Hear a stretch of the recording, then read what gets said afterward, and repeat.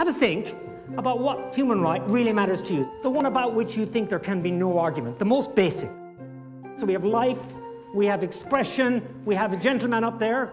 Freedom of belief. Freedom of belief, any more bids? Equality and non-discrimination. Education. Education, sir, are you educated? I used to teach myself. Oh, I see, so it's simply self-interest, isn't it? There's a freedom of expression guy right in the front row, rather aggressively presented here. Supposing somebody were to shout fire right behind you and everybody tumbled over you and you were being destroyed in the rush to get out, you in your dying breath, even though there was no fire, would say, good, I die in defense of absolute human rights, would you? I might not go that far. When you see crowds gathering in Tunis, in Cairo, in Bahrain, in Libya more recently, and even in Syria and other places calling for their freedom, how do you respond to that? What is the effect of it on you? It really was a dream. I never expected that this would happen in the Arabic lands. There is a power and energy inside each one of us, and just you need anything just to express about this power and energy inside you. Yes, it is a matter of dignity, and it's a matter of respect to your humanity. Think of what's going on in Libya.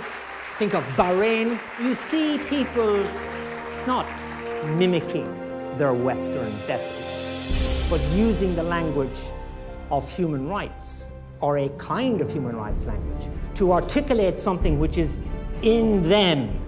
In the beginning, I had the sense that they didn't want to kill me. They did want to put me in very, very severe pain. But as time were going, I think the next step was to kill me. After September 11th, we began to see, led by Western governments, an effort to suggest that there were circumstances in which torture was acceptable. We need a torture victim volunteer. We need one, and I fortunately have prepared one earlier. Now, the torture victim comes over here. Can you put your handcuffs on, please? The lawyer never talks to the torture victim. The lawyer is completely uninterested in the torture victim because the lawyer, of course, is a servant of the court.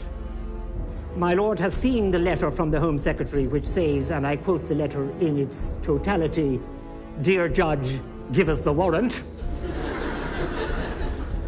There is a massive threat to the state, and on the basis of the affidavit from the Home Secretary, the torture may proceed for a period of 2 days. That is what would happen in fact.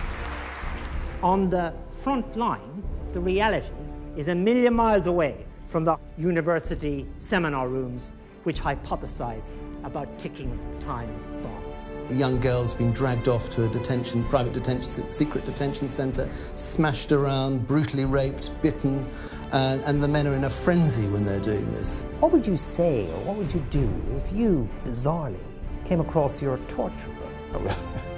I would just call authority and report him. So you'd like him punished by the law, not by you or a gang, No. but by law? Exactly. So you believe in law? Yes. What we see is an extraordinary sense of solidarity with the human race, a commitment to a common project, which is not one in which we distinguish people by their colour, by their gender, but which sees in them humanity. I sat just to the rear of the first carriage, what turned out to be about probably 8 feet away from where the bomb went off. So when the glass blew out and the doors blew through, I was sort of in the thick of it. There were bodies everywhere, and I could see one body where clothes had been blown off. It was just sheer horror. There is that instinct to run away and to save yourself, but at the same time it seems much stronger drive for people to override that and to go to the help of other people. When there was so much distress, hurt, people were dying, people were bleeding to death, the thought that you would not do anything in that situation, I find, I wouldn't be able to understand that. You're driven to engage in this energetic, empathetic solidarity Our instinct to reach out, the DNA of human rights. Thank you very much.